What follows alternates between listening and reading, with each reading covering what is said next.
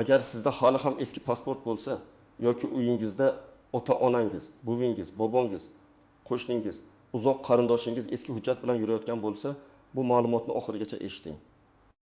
Chunki 12 iyuldan keyin ayrim joylarda pasport bilan bog'liq ishlar avvalgidek oson bitmasligi, ba'zi xizmatlarda qo'shimcha tekshiruv, navbat hujjat yangilash talabi yoki ma'lumotlarni moslashtirish zarurati paydo bo'lishi mumkin.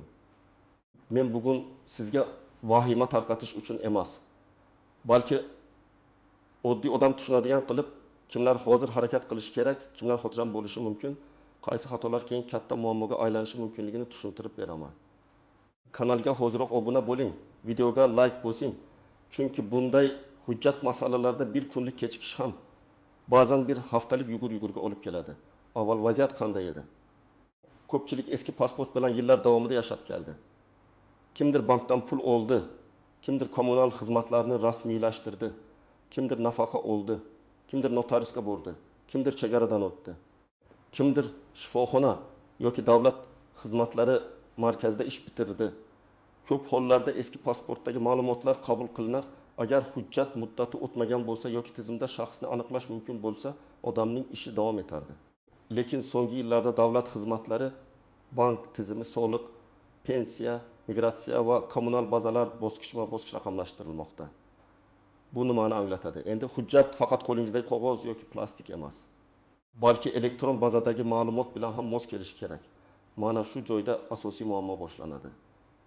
Eski pasportdagi ism sharif yozilishi, tug'ilgan sana, yashash manzili, familiya almashgan bo'lsa nikohdan keyingi holat. Pasport seriyasi va raqami, hatto lotin va kiril yozuvidagi farqlar ayrim tizimlarda xatolik chiqarishi mumkin. Masalan, pasportda O'g'loy deb yozilgan, bank bazasida O'g'loy deb kiritilgan bo'lishi mumkin. Yoki bir joyda Abdullayev, boshqa joyda Abdullayev turadi. Oddiy ko'ringan bitta harf farqi ham elektron tizimda bu boshqa odam bo'lishi mumkin degan signal beradi. Avvallari xodim o'zi ko'rib, tushunib, ishni yuritib yuborardi. Endi esa tizim ko'proq avtomatik tekshiradi. 12 iyuldan keyingi o'zgarishning mohiyatini men shunday tushuntiraman. Hujjat bilan bog'liq ishlarda shaxsni aniqlash, ma'lumotlarni yangilash va bazalar o'rtasida moslik talablariga e'tibor kuchayadi. Bu hamma uchun bir xil darajada xavf degani emas. Lekin eski pasport egasi bo'lgan odamlar uchun hozir eng to'g'ri yo'l hujjatini, ro'yxatini, manzilini va asosiy ma'lumotlarni oldindan tekshirtirib olish. Chunki 12 yildan keyin hamma joy yopilib qoladi degan gapni men aytmayman. Lekin keyin navbat ko'payishi, xizmat muddati cho'zilishi, avval pasportingizni yangilang. Avval bazadagi ma'lumotni to'g'rilating. Avval yashash manzilingizni moslashtiring degan talablar ko'payishi mumkin. Endi kimlar birinchi navbatda e'tibor berishi kerakligini aniq aytaman. Birinchi guruh eski pasporti bor, lekin so'nggi yillarda ID karta olmagan fuqarolar. Agar siz mening pasportim hali yurib turibdi, men hech qayerga bormayman deb o'ylayotgan bo'lsangiz, bu yondashuv xavfli. Chunki hujjat faqat safar qilish uchun kerak emas. Bank kartasini yangilashdan kerak, telefon raqamini qayta rasmiylashtirishdan kerak, pensiya yoki nafaqa masalasida ham kerak, notarial ishonchnoma berishdan kerak, meros ishida ham kerak, tibbiy sug'urta yoki davlat xizmatlarida ham kerak bo'lishi mumkin. Ikkinchi guruh yosh katta insonlar. Men amaliyotda eng ko'p uchratadigan holat shuki, keksa odamning pasporti uyda turadi. Bolalari hali kerak bo'lsa boramiz deb yuradi. Keyin birdan nafaqa kartasi bloklanadi, bank shaxsni qayta tasdiqlash kerak deydi yoki notariusda meros hujjati ochilishi kerak bo'ladi. Ana shunda hamma bir kunda hal bo'ladi deb o'ylaydi. Lekin keksa odamning tug'ilganlik guvohnomasi eski bo'lishi mumkin, nikoh guvohnomasi yo'qolgan bo'lishi mumkin, ro'yxat manzili avvalgi uyda qolib ketgan bo'lishi mumkin. Bitta pasport masalasi o'ta qo'shimcha hujjatga ulanib ketadi. Uchinchi guruh familiyasi, ismi yoki otasining ismi o'zgarganlar. Masalan, ayol kishi turmushga chiqqan, familiyasi o'zgargan. Lekin ayrim bazalarda eski familiya qolgan. Yoki sud qarori bilan ism o'zgargan. Yoki tug'ilganlik guvohnomasida bir xil, pasportda boshqa xil yozilgan. Bunday vaziyatda eski pasport bilan yurish keyin muammo keltiradi. Chunki davlat xizmati bir hujjat, bankda boshqa ma'lumot, soliq bazasida 3-yozuv chiqsa, sizdan avval ma'lumotlarni bir xillashtirish talab qilinadi. 4-guruh chet elga chiqish niyati borlar. Bu yerda men alohida ogohlantiraman. Odamlar ko'pincha pasportim bor, demak yuraveraman deb o'ylaydi. Lekin chegara, aviachipta, migratsiya, viza ishga borish, o'qishga kirish kabi jarayonlarda hujjatdagi har bir belgi muhim. Agar pasport muddati yaqin orada tugasa yoki hujjat eski bo'lsa, ayrim davlatlar kamida 6 oy amal qilish muddatini talab qiladi. Masalan, siz avgust oyida safarga chiqmoqchisiz. Pasport muddati dekabrda tugaydi. Sizga hali 4 oy borku tuyuladi. Lekin ko'plab yo'nalishlarda bu yetarli emas. Natijada chipta olingan, pul to'langan, lekin ro'yxatdan o'tishda muammo chiqadi.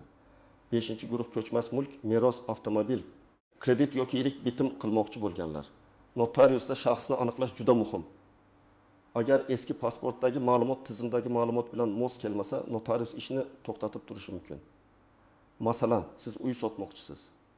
Xaridor tayyor, pul kelishilgan, lekin pasport ma'lumotida yashash manzili yoki familiya bo'yicha tafovut chiqdi. Xaridor kutmaydi. Bitim buzilishi mumkin yoki meros ishida bir farzandning hujjati to'g'ri. Boshqasida eski pasportdagi ma'lumot boshqa. Bunday holatda hujjatni tuzatish butun jarayonni cho'zadi. Endi oddiy misollar bilan tushuntiraman. Birinchi misol, 68 yoshli otaxon eski pasport bilan pensiya oladi. Bank kartasi muddati tugagan. U bankka boradi. Bank esa shaxsni yangidan tasdiqlashni so'raydi. Pasportdagi manzil eski, hozirgi yashash joyi boshqa. Bank xodimi avval ma'lumotni yangilang deydi. Otaxon davlat xizmatlari markaziga boradi. U yerda esa ro'yxat masalasi chiqadi. Natijada 1 kunlik ish 3-4 kunlik yurishga aylanadi. Agar bolalari 5 kun oldin hujjatni tekshirtirib, manzil va pasport holatini aniqlab olganida bu muammo ancha yengil bo'lardi. Ikkinchi misol, 35 yoshli ayol nikohdan keyin familiyasini o'zgartirgan, lekin eski pasportdagi ma'lumotlar ayrim tizimlarda yangilanmagan. U bolasi uchun bog'cha yoki maktab hujjatini rasmiylashtirmoqchi. Elektron tizimda onaning familiyasi bir joyda eski, boshqa joyda yangi chiqadi. Xodim qo'shimcha nikoh guvohnomasi, tug'ilganlik guvohnomasi va pasport ma'lumotlarini solishtirishni so'raydi. Ayol men shunchaki ariza topshirgani kelgandim deydi, lekin tizim moslik talab qiladi. Demak, familiya o'zgargan bo'lsa, hujjatlarni oldindan bir chiziqqa keltirish kerak. Uchinchi misol, yigit chet elga ishlashga ketmoqchi. Unga ish beruvchi hujjat nusxasini yuborishni so'raydi. Pasport eski, muddat ham o'z qolgan. Ish beruvchi hujjatni yangilang. Keyin shartnoma qilamiz deydi. Yigit esa navbatga tushadi. Hujjat tayyor bo'lishini kutadi. Bu orada vakansiya boshqa odamga berilib ketadi. Bu real hayotda juda ko'p uchraydi. Hujjat masalasida vaqtni yo'qotgan odam imkoniyatni ham yo'qotishi mumkin. Kimlar ortiqcha xavotir olmasligi mumkin. Agar sizda amaldagi ID karta bo'lsa, pasport ma'lumotlaringiz yaqinda yangilangan bo'lsa, bank, soliq, pensiya, yashash manzili va boshqa asosiy bazalarda muammo bo'lmasa, sizda xavf ancha past. Lekin baribir men umuman e'tibor bermang demayman. Chunki ba'zan ID karta bor, lekin eski pasport nusxasi hali turli tashkilotlarda eski ma'lumot sifatida saqlanib qolgan bo'ladi. Masalan, bankdagi eski shartnomada eski pasport seriyasi, uy hujjatlarida boshqa raqam. Kommunal xizmatda yana boshqa ma'lumot bo'lishi mumkin. Shuning uchun eng to'g'ri yo'l asosiy hujjatlar bo'yicha ma'lumotlarni tekshirish. Endi istisnolar, nozik joylar va ko'pchilik e'tibor bermaydigan masalalarga o'tamiz. Birinchi nozik masala pasportning amal qilish muddati. Odamlar ko'pincha faqat muddati tugaganmi yoki yo'qmi deb qaraydi. Lekin ayrim xizmatlar uchun yaqin orada tugaydi degan holatning o'zi ham muammo bo'lishi mumkin. Ayniqsa chet elga chiqish, viza, kredit, uzoq muddatli shartnoma, ishga rasmiylashish kabi jarayonlarda hujjatning oldinda yetarli muddati bo'lishi talab qilinadi. Agar pasportingiz 2-3 oy ichida tugasa, uni bugun yaroqli deb ko'rib, xotirjam bo'lish noto'g'ri. Ikkinchi nozik masala manzil ro'yxati. Siz hozir bir joyda yashaysiz, lekin pasportdagi ro'yxat boshqa joyda qolgan bo'lishi mumkin. Avvallar bunday holatga ko'p joyda ko'z yumishardi. Endi esa elektron xizmatlarda manzil muhim bo'lib bormoqda. Masalan, bola maktabga biriktirilayotganda, tibbiy poliklinika tanlanayotganda, ayrim ijtimoiy yordamlar ko'rib chiqilayotganda, mahalla yoki hudud bo'yicha xizmatlar ajratilayotganda ro'yxatdagi manzil asos bo'lishi mumkin. Agar manzil noto'g'ri bo'lsa, siz o'zingiz yashayotgan hududda xizmat olishda ortiqcha savollarga duch kelasiz. Uchinchi nozik masala hujjatdagi yozuvlar. O'zbekcha ism shariflarni lotin yozuvida turlicha yozish holatlari juda ko'p.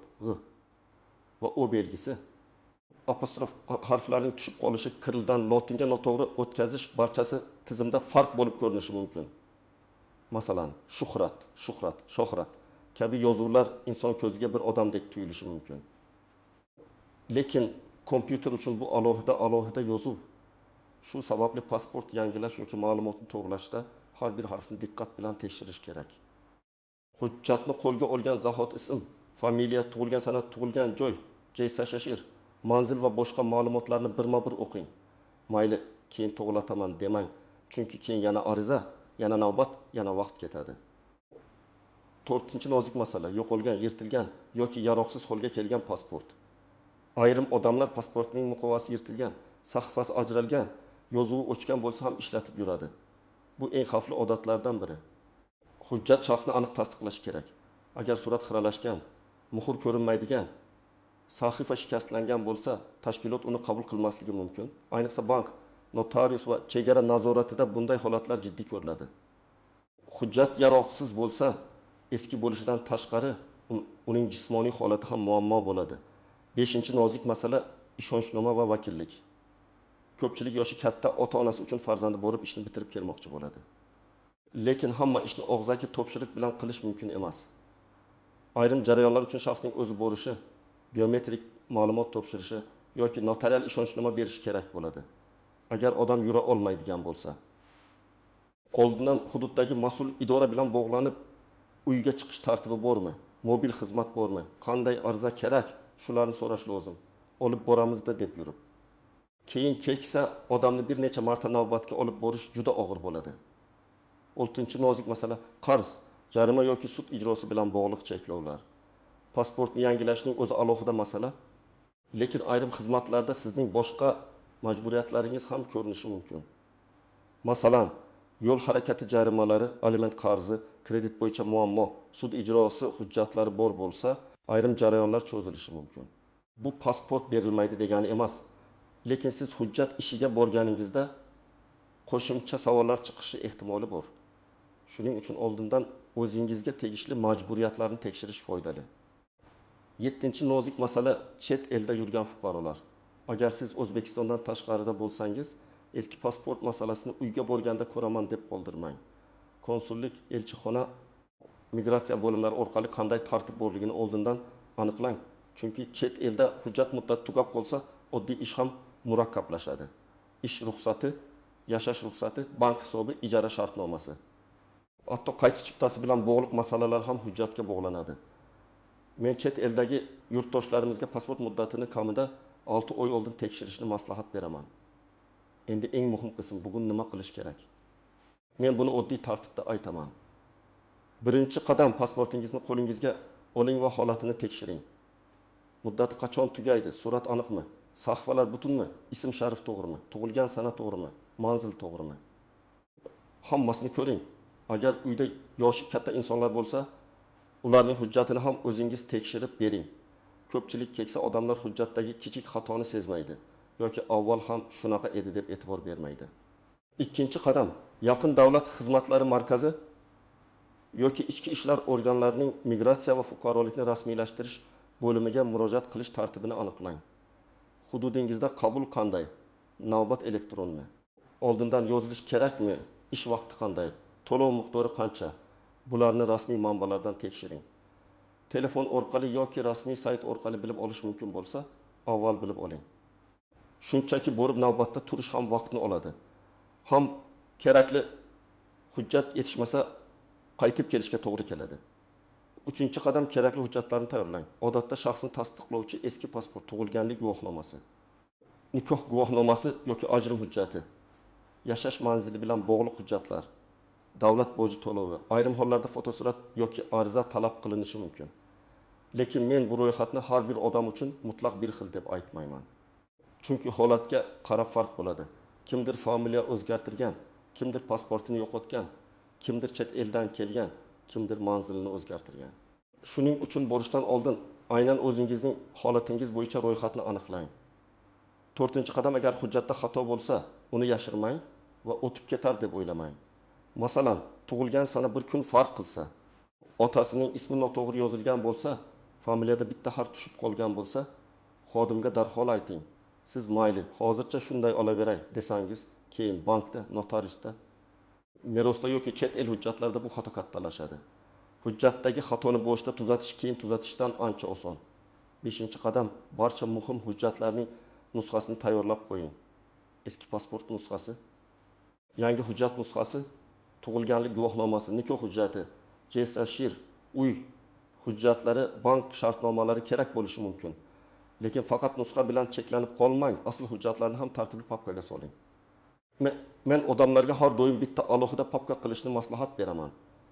Pasport, tug'ilganlik, nikoh, bolalar hujjati, mulk hujjati, bank va pensiya ma'lumotlari bir joyda tursin.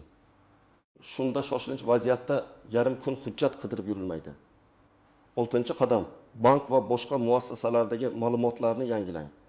Pasport yoki ID karta yangilansa, ko'pchilik hujjatni oldim bo'ldi deb o'ylaydi. Lekin bankda eski pasport raqami turgan bo'lishi mumkin.